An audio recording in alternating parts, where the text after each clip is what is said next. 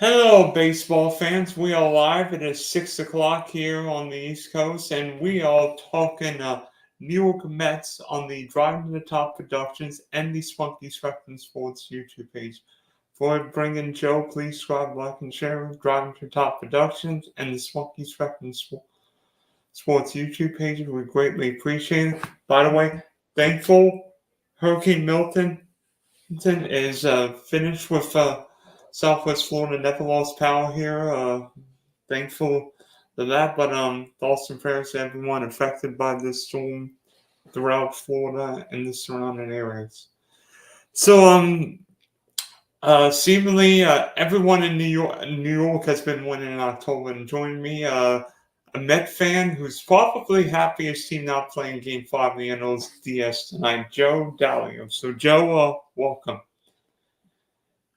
Thank you, Dylan. I very much appreciate the invite here, and always good talking to you about sports, and especially good to talk about the Mets during happy times right now.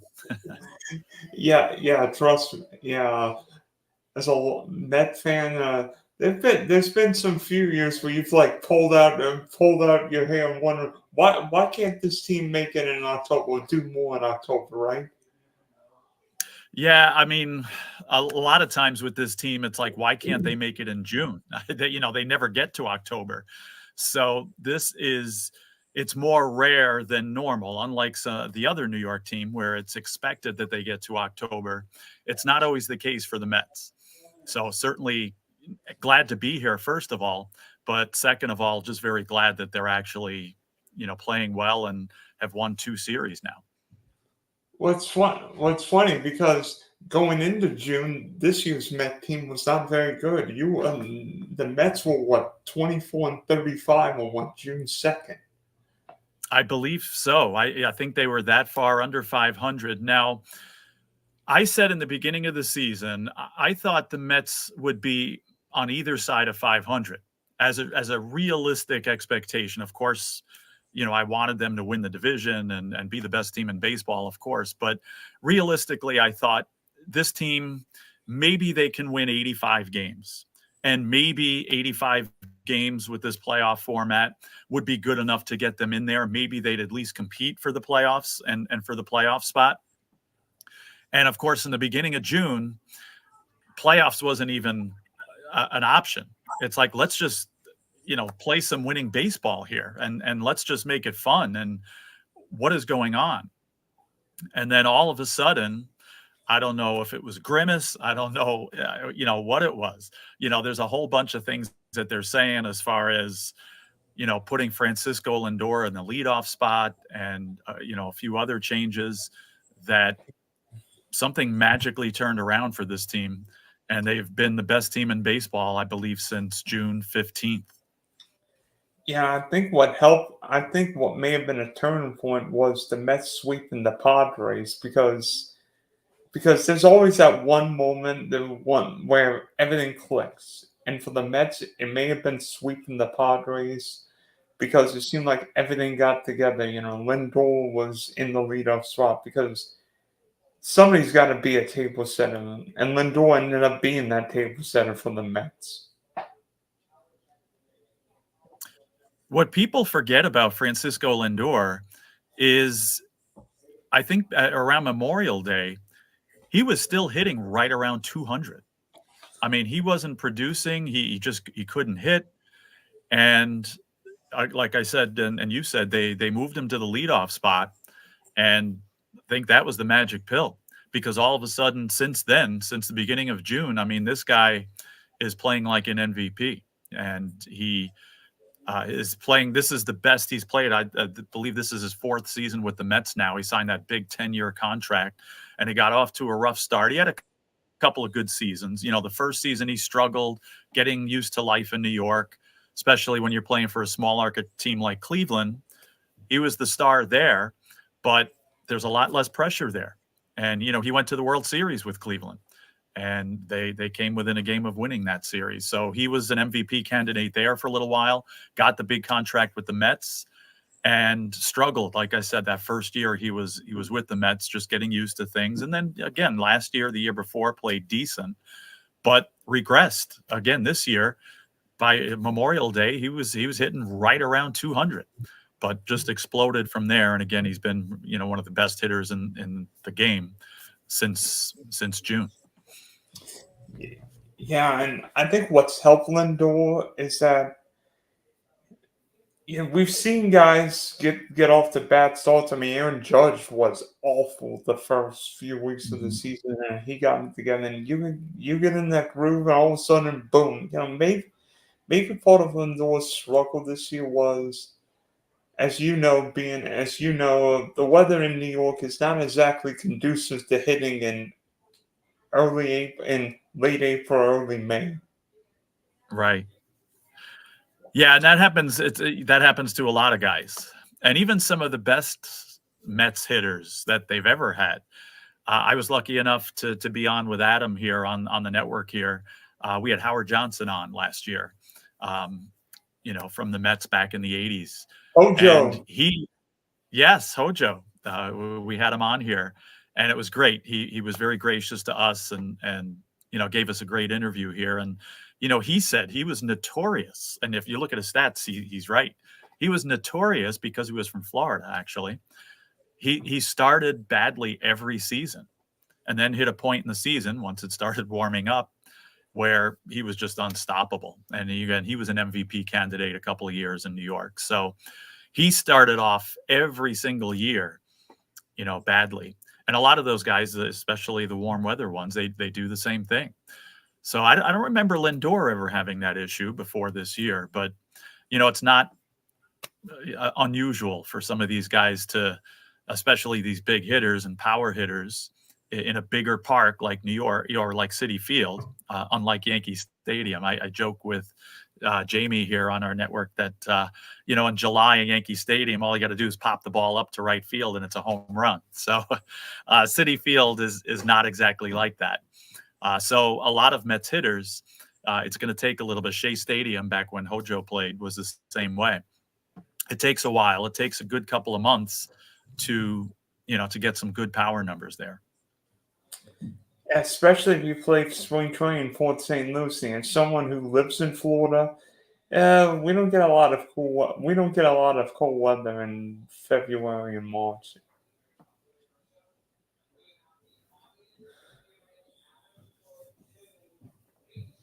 Mm-hmm. And unfortunately, I had a little Wi-Fi issue here, so I didn't catch it. But yeah, like I said, it's from somebody like Florida. That's why I'm surprised that doesn't happen to like somebody like Pete Alonso, right? He's from Tampa, I believe, and he doesn't seem to get off to those slow starts like some of these other guys, and he's a Florida guy. So come on, Pete Alonso. But some of them it does for some reason. Pete Alonso's nicknamed the polar bear. Well, he's from Tampa, right? I think. Yeah, I'm with the Florida. That's true.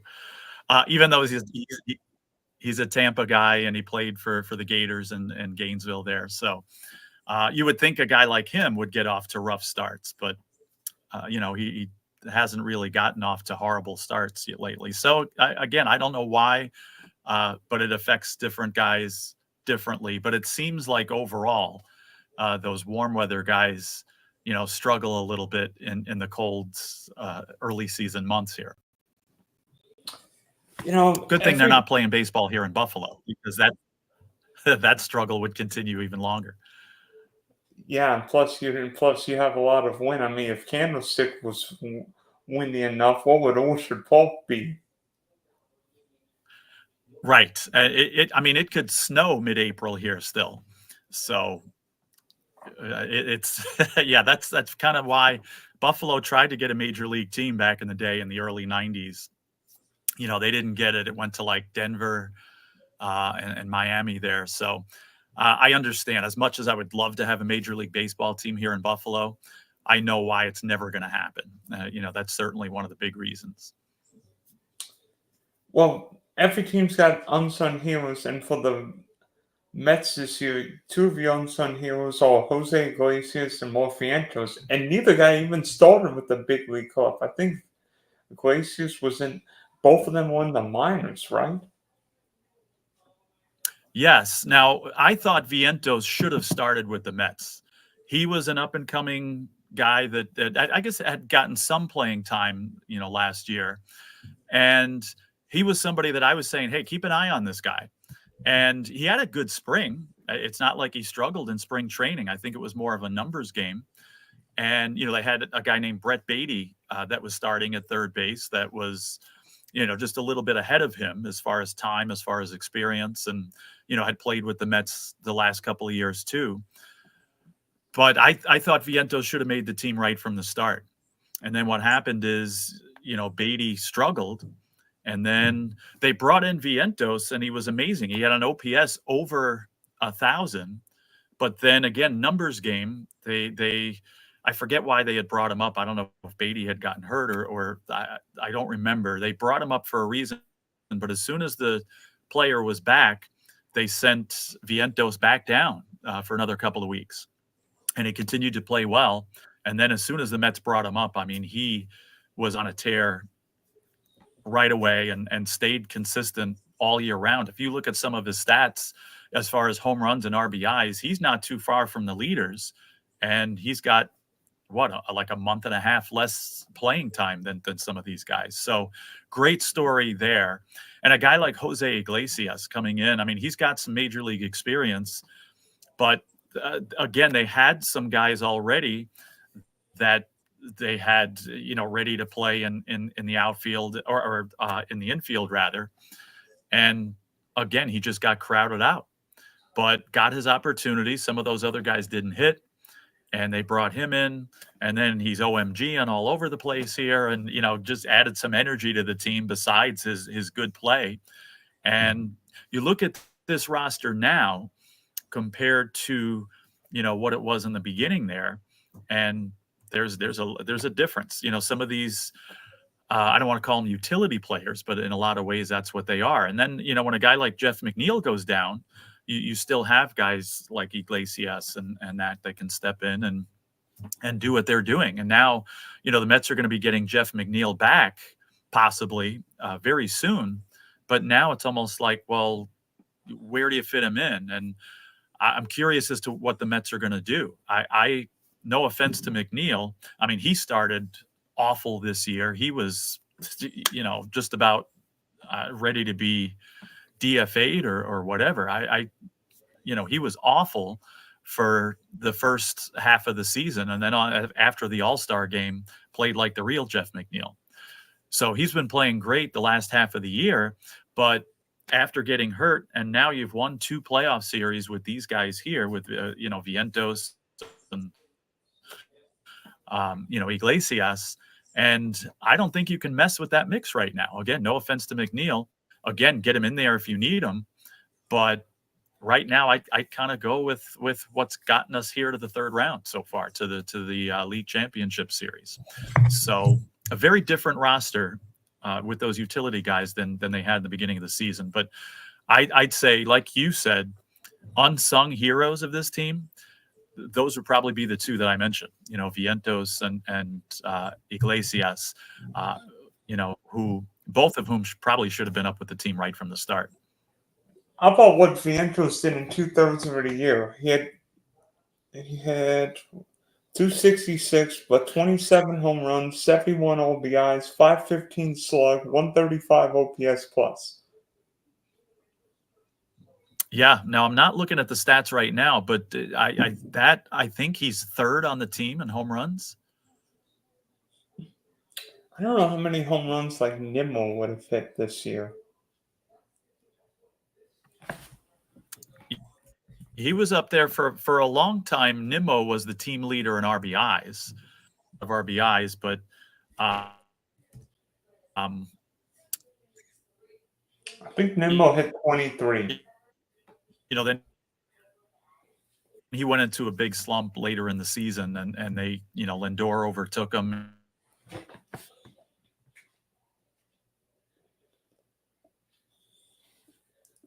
Are you okay? What's going on? I lost you there. Unfortunately, we're having some Wi-Fi situations here. That's weird because we didn't have these issues on But Tuesday. I know, like I said, Nimmo. What?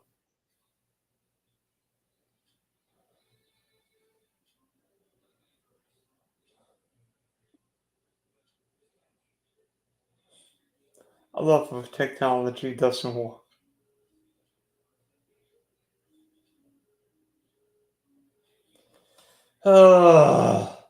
So frustrating.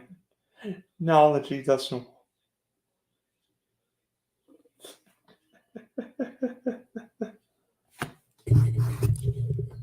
I don't know if this But is. I'm gonna try to get it on a different way here. Joe, I wonder if this is you or me because we never lost power here, but the internet's been fine here, but I don't know if the internet's Oops, there a we go. little cronky on I your apologize part. for that. I tried to hook up to the different network here, and hopefully that'll help.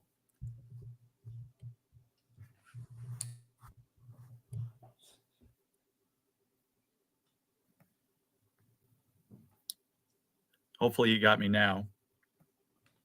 If not, I'm going to try to get up a different way here.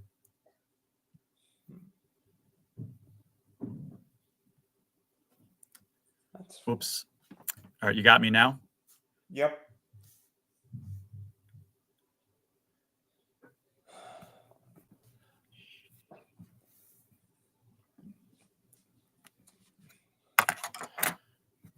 All right, you got me now? Yep. All right, I'm going to try to do it this way. Okay, I'm sorry about that. All right, I'm going to try to do it this way. Okay, I'm sorry about that. All right, I'm going to try to do it this way. Okay, I'm sorry about that.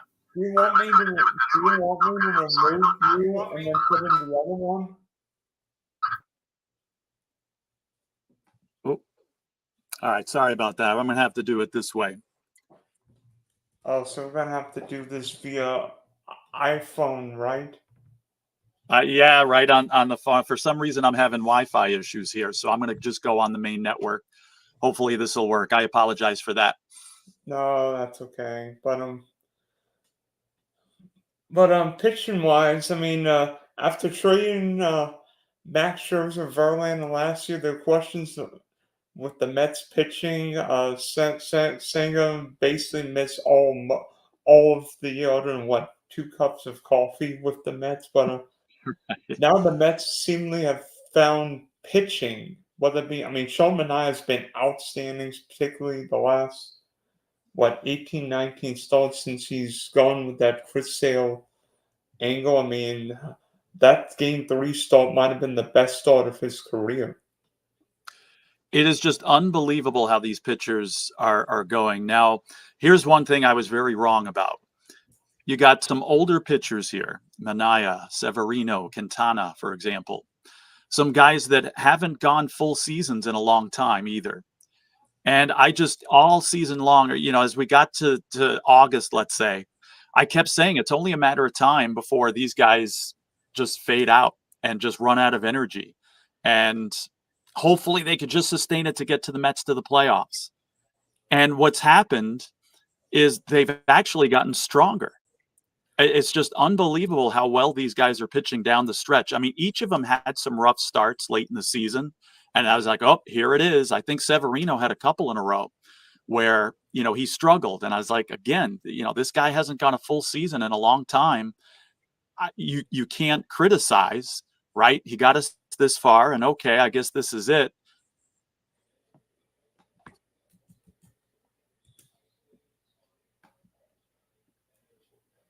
Wait a minute.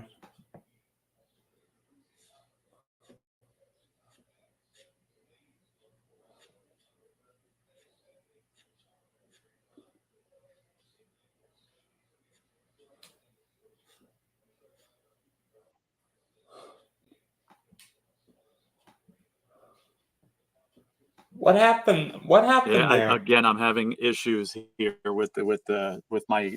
It must be the T-Mobile network here because it's giving me issues. But what I was saying, if you caught the last part of that, I was just kept waiting for these guys to fade out, and they never did. They're pitching even better. And you're right. Well, you said saying something about Sean Manaea. that could be the best start he's had in a big game like that in his entire career. Yeah, and it's not velocity, but as we've seen with Mania or Udovich, if you can fool hitters, with enough spin, spin rate, enough breaking pitches, and you can get by. You can still dominate a game. I mean, yes, everybody wants to talk about bullpen, but I think we all like pitchers going deep, right? Yes. Now it doesn't happen offs, but again, it's going to put a strain on the bullpen if these guys aren't going 5 innings. So yes, you're right. You totally want these guys to go at least 4 or 5, maybe 6, 7. I mean, again, these guys have been lights out for these games. But the more you can get these guys deeper into the games, the Mets bullpen's been a little inconsistent. So again, that's another issue. No offense to them, but if you can avoid going with some of these inconsistent middle relievers because, the starters are going, deep, that's certainly an advantage too. And again, they've been throwing some of these starters in the bullpen. David Peterson, you mentioned earlier. He's pitched great in late relief. In fact, if you saw the last game that the Mets clinched, he pitched a couple innings there and he was untouchable. I kept saying, just let him close the game. They put Diaz in there, and he took 5 years off my life that day. So, and pretty much every other Mets fan too. It's like, why couldn't you just leave this guy in there? The Phillies couldn't touch him, and he was pitching amazing. So these guys, he started as a starter when he was brought up with the Mets, but then they sent him down for a few weeks. They brought him back up, and they've used him as a long reliever. And he's pitched okay. He struggled a little bit here in the playoffs. He gave up a big hit in the final game of the Milwaukee series, and luckily Pete Alonso bailed him out. But he's been pitching high-quality long relief for the second half of the season. So they got these guys that can take them a few innings and, kind of make up for the lack of consistency of some of the other relievers. Yeah, and we've seen the last couple of days with bullpen games. I mean, the Mets don't have the bullpen game. I mean, maybe with Senga or Peterson, but if you get 5, 6 innings from those two, okay. And they have starters too. Tyler McGill is another one. He's a little bit of an inconsistent starter, but he's pitched a few middle relief innings here. And if they needed him to, if let's say one of these starters got off to a bad start and they got taken out in the 3rd inning or for some reason, you have guys like McGill also, besides Peterson, besides Buto, that can take you a few innings, middle relief throughout the game. So in the case where one of these starters does struggle, you got these other starters, the guys that have started throughout the season that can really take them. But again, just having Senga in there now is just such a bonus because, he pitched 1 game in the regular season and didn't get out of the 5th inning there because he got hurt in that game again. So, he pitched the 1 game. He pitched the first game against the Phillies in the playoffs here and pitched well. So to have him, where somebody that they haven't had all year, put him in there with guys like Mania, who's been one of the best pitchers in baseball since, July, and then Severino, Quintana, who've been pitching lights out. You said it, and I guess you can't disagree with that. Probably the best starting pitching of all the teams remaining here. And with this Met team, it seems like the Mets could be down 11-0, 2 strikes, and you think they're going to score 12 runs because seemingly the Mets have been better when they've been in tough situations, whether it be Game 161 where they score a bunch of runs in that crazy 8th inning and then Lindor wins it in the 9th, or Game 3 of the Wild Card Series where Pete Alonso hits a bomb off Devin Williams, or even Game 1 in the LDS. Zach Wheeler shuts down the Mets for 7 innings, and New York comes back to win the game. Game 4, Frankie Lindor hits a grand slam. And game 1 and game 4, I mean, the Mets couldn't hit a beach ball the first part of that game. And actually, that's not true for game 4 because they had guys on base. They just First couldn't get 2 innings, I think they left 5 guys in scoring position.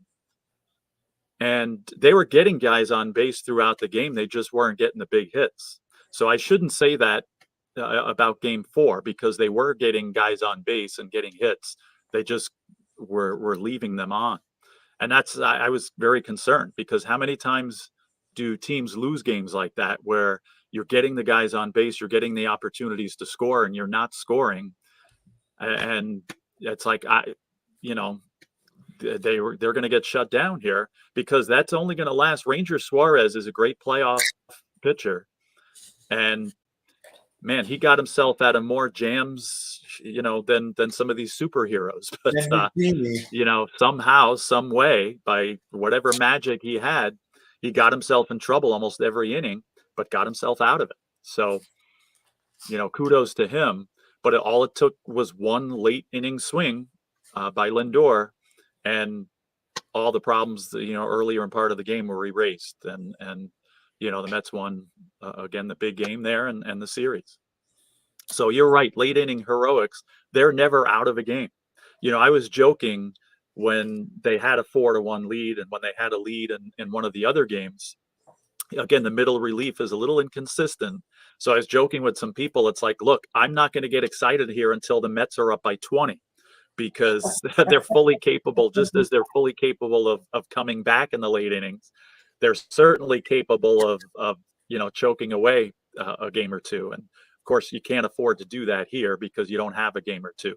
So again, a lead I don't feel like is safe with them, but certainly, like you said, they can be down by multiple runs in the late innings and they got a chance to win.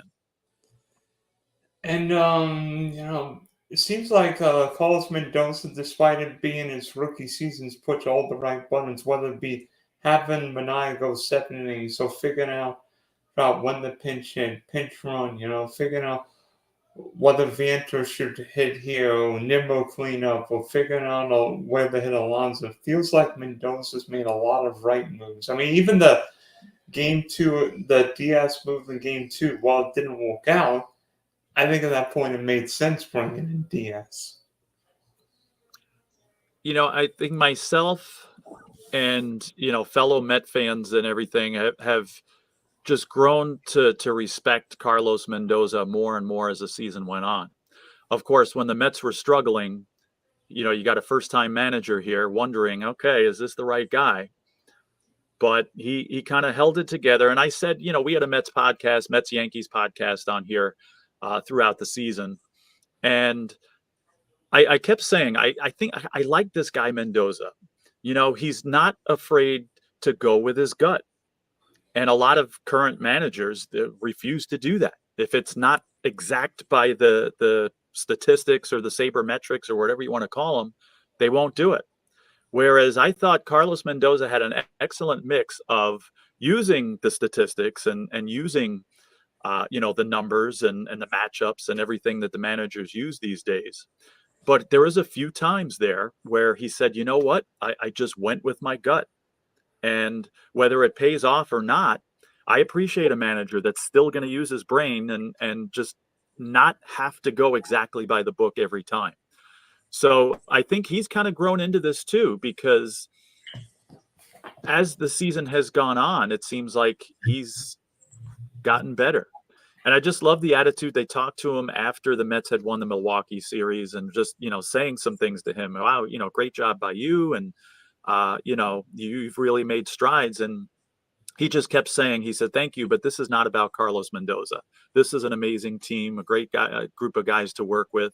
You could tell the team appreciates him. You could tell the team respects him. So it's great to see how Mendoza has grown.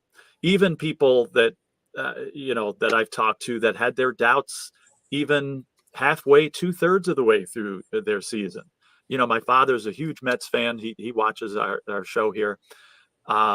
and he wasn't sold on him when maybe I was starting to be sold on him. But even he made a comment to me yesterday. He says, you know what? I really like this manager. So, and other fans have said the same thing. I think they are really starting to respect this guy, and it's great to have seen Mendoza kind of blend into this role. And he's only going to grow more and get better. Now, what would it look like for his resume, with a World Series title? I think that would be a great way to grow into the job, right? But kudos to him. He's done an amazing job with this team. And even if the Mets hadn't made the playoffs, I'd be like, you know what? I'm very happy with this guy and can't wait to see what he's going to do going forward. They're all passionate owners in sports. I'm not sure there are many more passionate baseball owners than the Mets owner. But I mean, money can help, but I think happiness in one could show what could be shown by what an owner does or doesn't do in the big spot. And Steve Cohen has been there. I mean, we know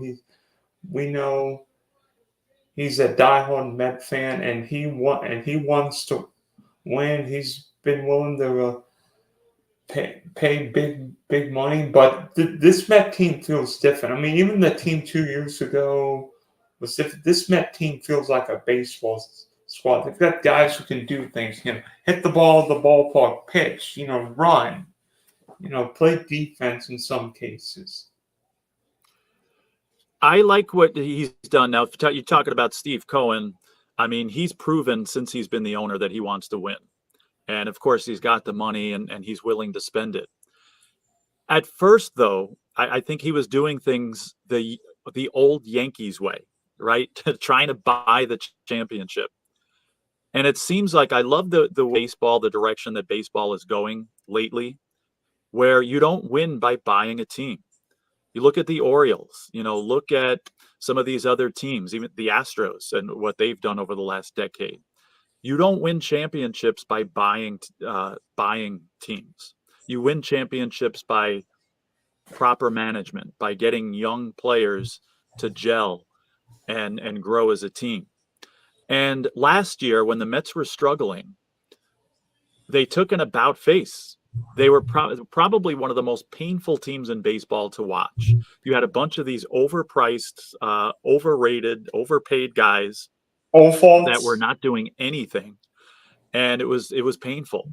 And what they did was they kind of blew it up a little bit. Not that Verlander and Scherzer were pitching badly, but they were taking up a lot of the payroll and again, older guys and past their prime. So I love the direction that the Mets went. It was halfway through the season last year around the trade deadline. And they decided, you know what? We're going to go a different route.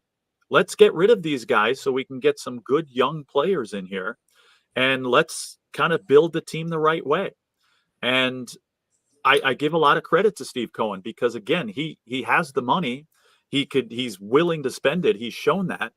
But instead of going that, what I think is the incorrect route and trying to, again, to buy the championship, he kind of took an about face and went the way that other teams are using to succeed.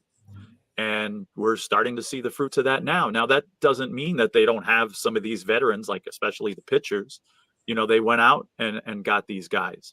But some of them, I mean, they got on the cheap. I mean, look at Iglesias. It's not like he's got this mega, $1 million mega year contract. Severino. So then they got a lot of these young players that we really haven't seen too much of. We got glimpses of Vientos being one of them. I mean, he's here to stay. Acuna, Ronald Acuna's brother, who they got in that Scherzer trade. They got a guy named Ronnie Mauricio, who probably would have got some time this year, but he tore his knee in winter ball and missed the season. So they do have some good prospects too. That along with these guys, the core of the team. Now it's going to be interesting to see what happens with Alonso. I'm not so sure he's staying. He wants to. And again, Cohen's got the money to keep him, but I'm very curious to see what they decide to do. But to me, that was the key, was last year at the trade deadline. The season was pretty much done for the Mets. Let's go this route. Let's blow it up. And that's why this year I didn't care if they went 500. Wouldn't even care if they went a few games under 500 and missed the playoffs, as long as they showed they were continuing to go in the right direction and build the foundation for a potential championship team. And it just happened a little sooner than I think we all expected. So that was, to me, the key for, as far as Steve Cohen's part in this, was the change in philosophy and willing to be patient and build the team the right way. And I think they're continuing to go in that direction. And we'll see where it leads them.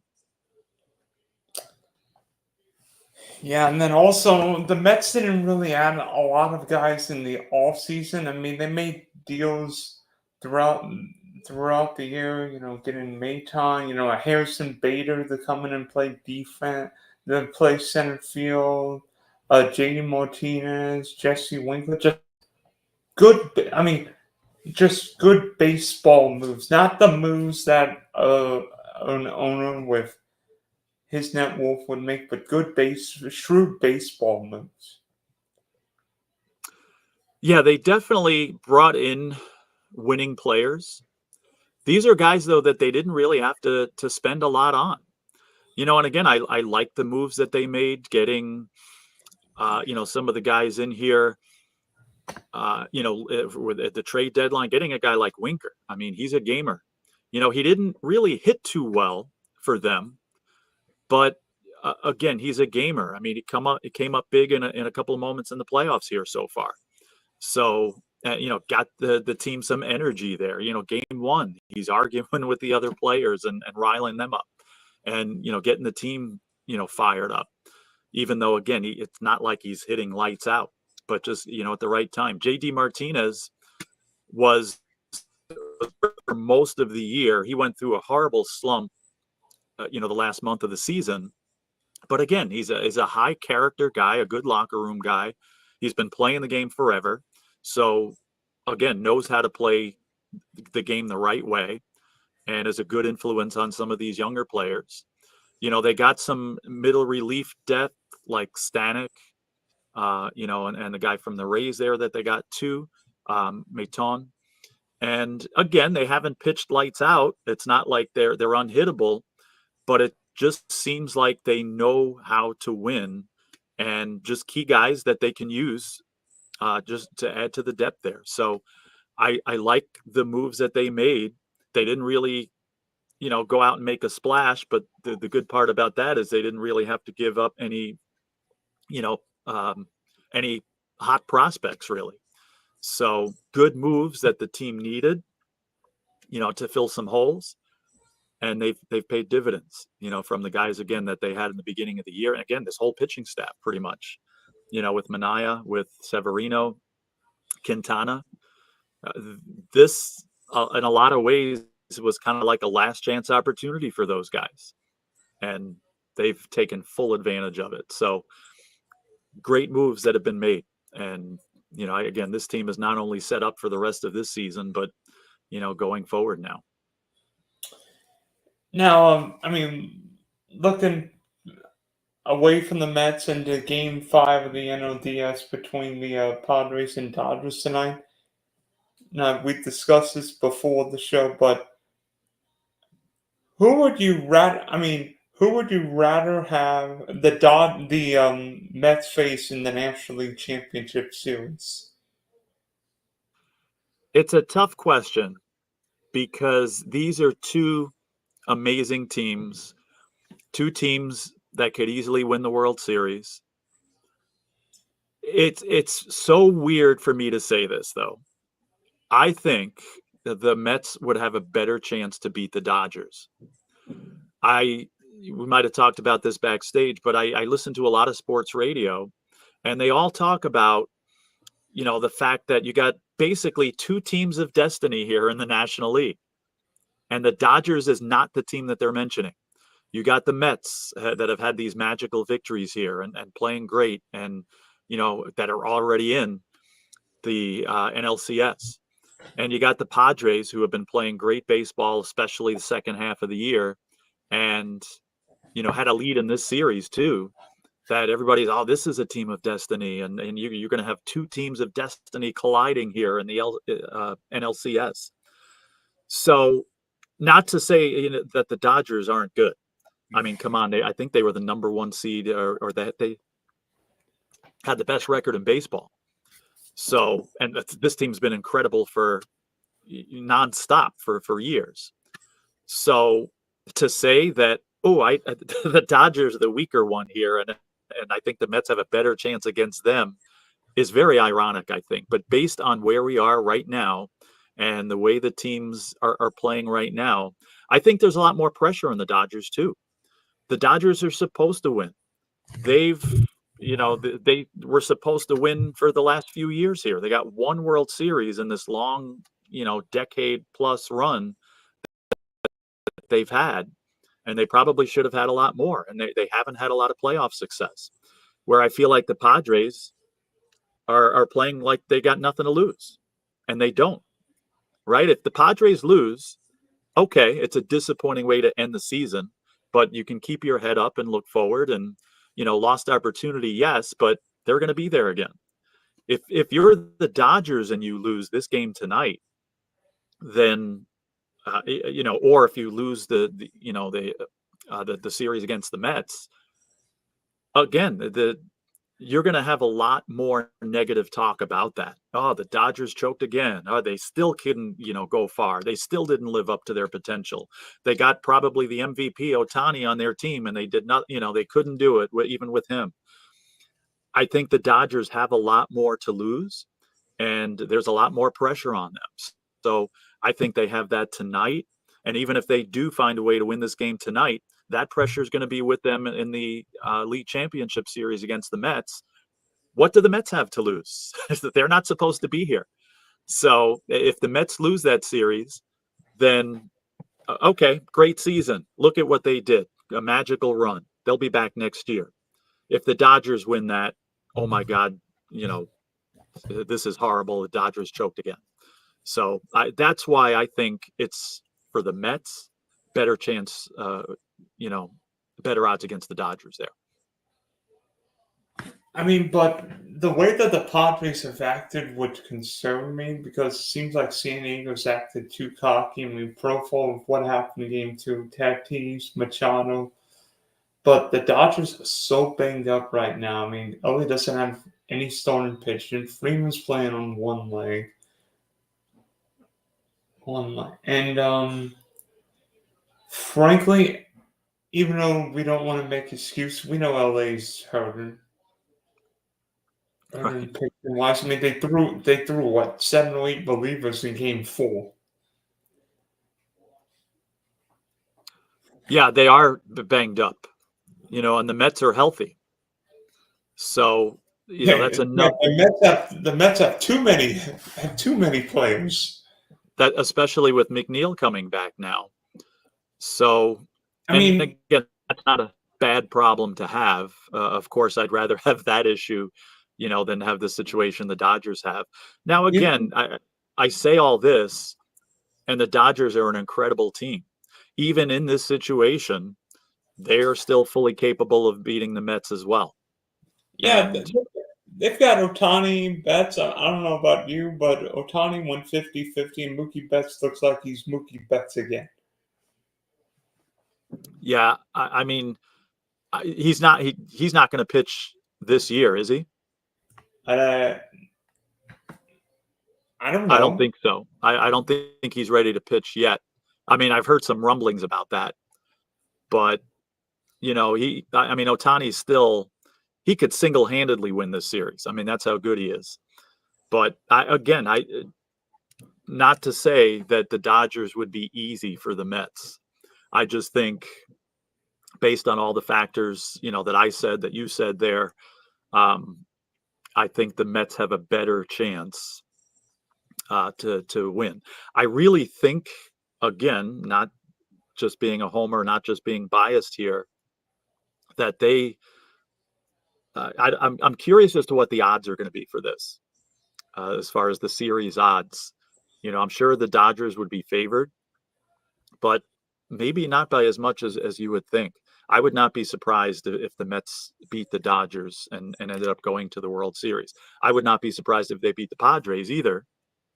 But at the same time, being honest, I wouldn't be surprised if either of those teams knocked the Mets out too. So, you know, It it's might nice though. depend. We were talking about this backstage. Just so much nicer for the Mets and their fans to be in this position. We're already there. And now we just get to sit and watch, what happens here.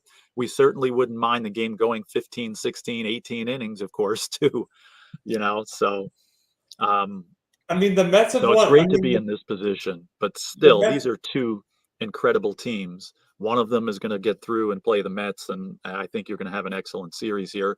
No matter who it is, Dodgers or Padres, they're going to have the home field advantage too. So Yeah, that could end up factoring in as well. yeah. No matter what happens, the Mets have a long cross country flight tonight or tomorrow morning. The question is, are they going? Are they going to L.A. or San Diego? That's right. Now, I think I'll make a prediction here, and I'm going to ask you the same question. I think the Padres win tonight. It's going to be a close game, but I think the Padres win. I'm not Who do you making. think wins tonight? I'm not making any more predictions. I'm done with Okay. predictions. Okay. I mean, not that my predictions are good. I've probably made more wrong ones here, than not. But I love making predictions, and I really think the Padres take this one. Oh, by the way, how about? I was just thinking of crazy dates in like Met history, and October 11th sprung in my mind. And you might be able to remember this, Joe, but October 11th, the Mets played a couple famous games on October in their postseason history on October 11th. You Ooh, might be able to remember a couple of them. was one of them in 1986? Yes, Trying to remember at what point. It was. I think it's a little too early for the Astros clinching game. Um, I could be wrong about that. No, that's not the game where they clinched against the Astros, is it? correct. It It is. is. Wow. It's not the game they clinched against the Avs. It's not Game 6. Oh, okay. It wasn't game 6. Um, all right. Then let's see. Which game was it? Because I think that was on October 16th, if I'm not mistaken, I think it or right was. around it. I think it was October 15th. Okay. So this would have been, was this Dykstra's home run, game 3? Off Dave Smith. That was it? Yep. Yeah, because the Mets were losing that game 4-0. It was their first home playoff game. I'll never forget that. I was in college. I remember the whole run. Well, I mean, that whole 86 season was magical. And, I was 20 years old and I watched it. But I remember this particular game was great because I was only 7 the last time the Mets had a home playoff game. So I barely remembered that. But still, it had been so long. They had been the worst team in baseball for a few years, and a lot of losing seasons, in between. But this time, here it was. I was old enough to fully focus on this. Mets are losing their first home game 4-0.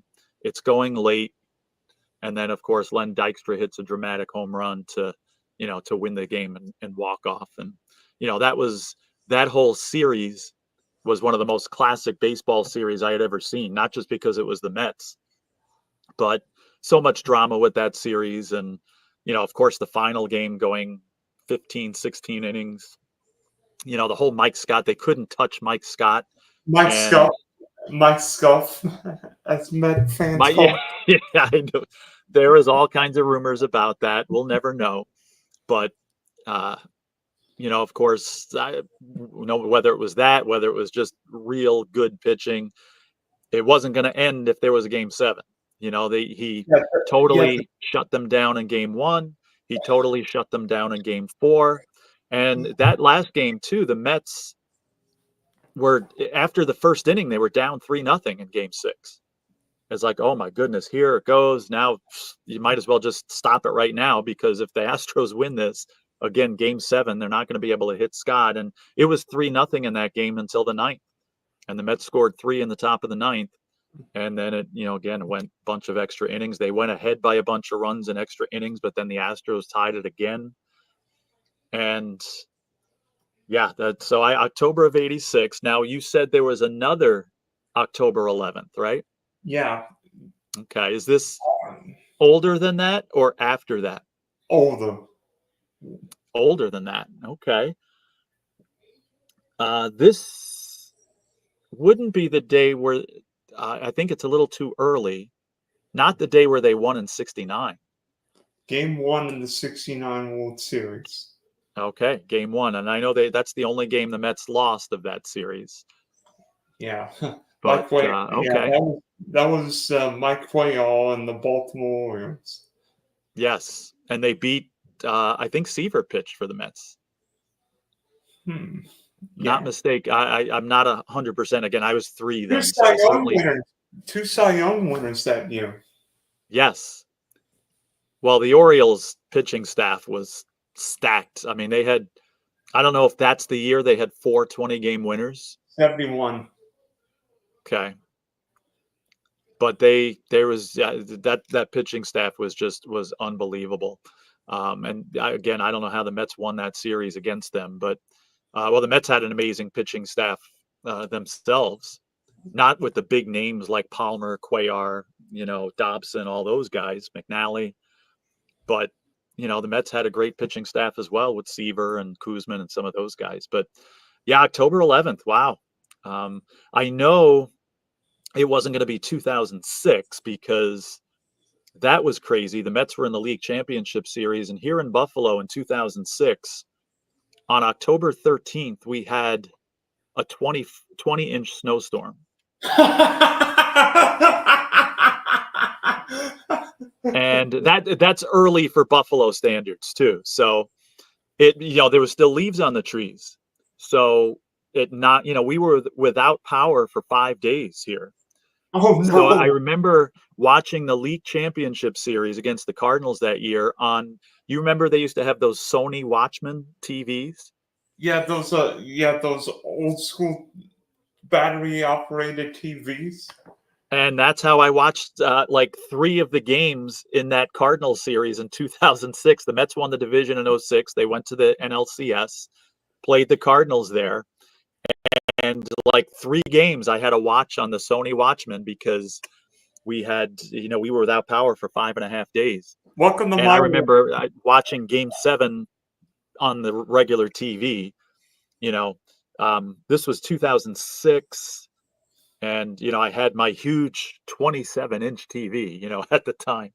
But I was able to watch that on regular TV. And, of course, the Mets lost that game 7 there. But, I know October 11th was before that because the big storm happened on Friday the 13th and October of 2006. So there's a little history for you. Anybody that's not from Buffalo, gets a little perspective. I mean, that hopefully never happens again.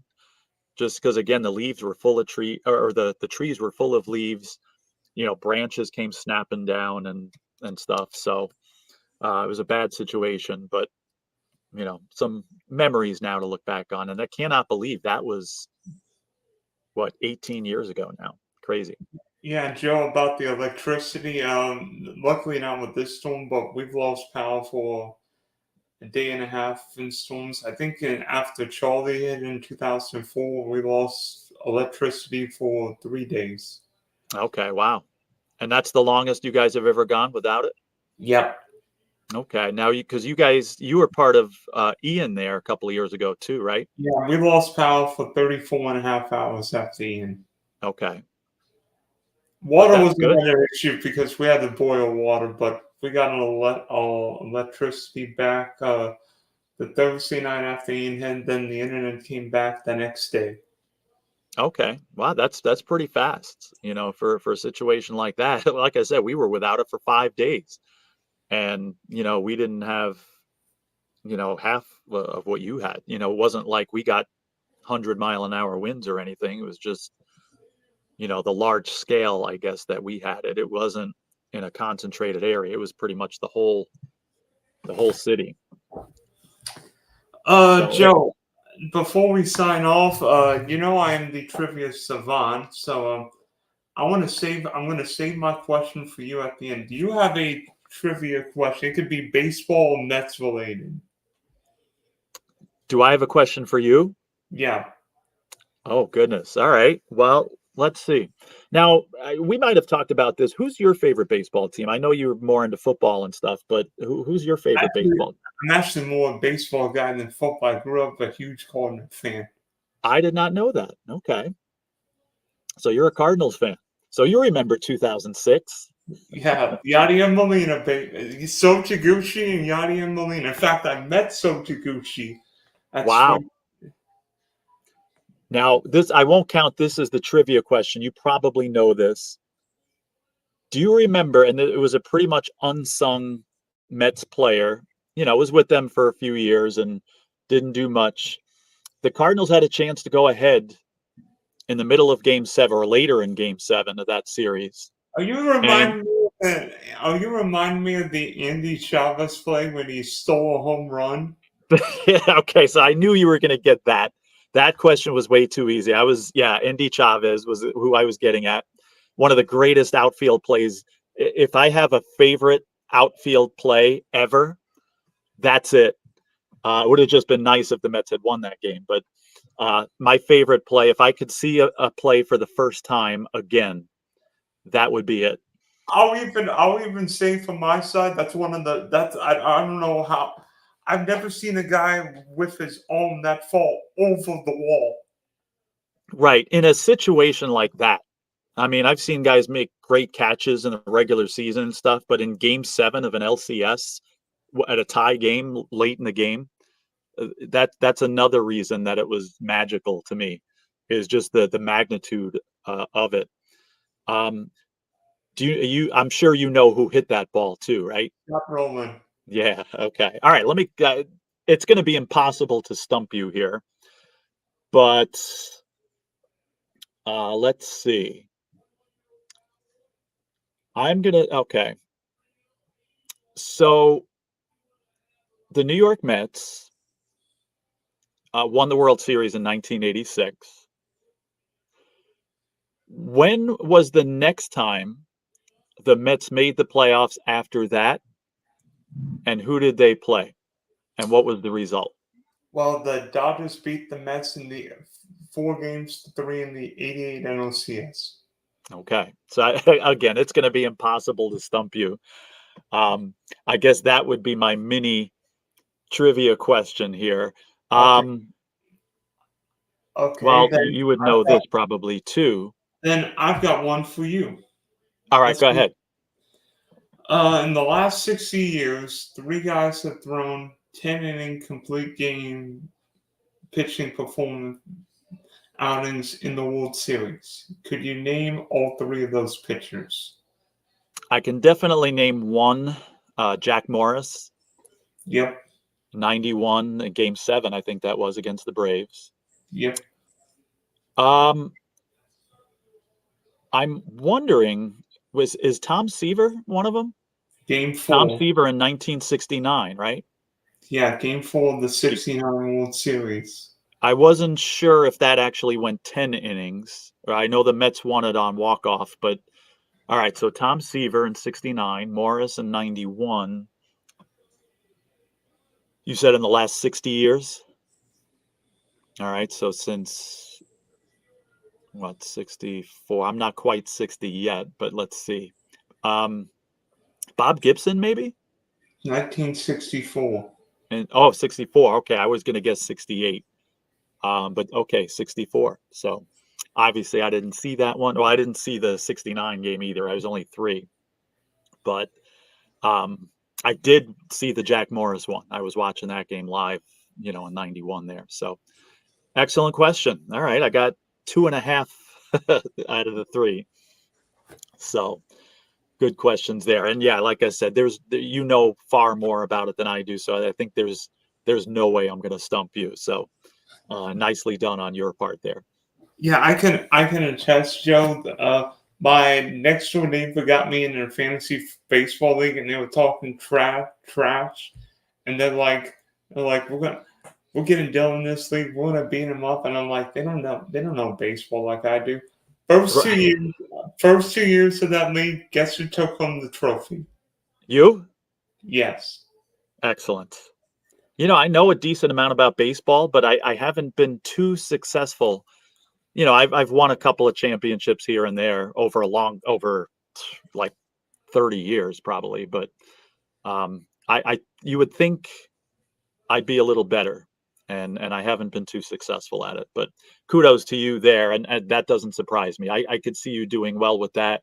I know you do well in fantasy football. Actually, So I've not done well in fantasy football. really, No, that surprises me a little bit. I've not done well in fantasy football lately. First year I played, I won because I drafted all the Colts. Okay. 2009. Okay. All right. Yeah, I'm a little surprised by that. And like I said, I thought you were more of a football person. I like baseball over football too. Um, but actually, my favorite sport is basketball for the last 5 years. Basketball and hockey I love even more than baseball and football. But baseball's always been high on the list though for me. Yeah, I've always been a baseball guy. Although I wish more people would watch baseball rather than football, but we know it's not going to change. We know it's not changing like it was 50 years ago when baseball was the number one sport.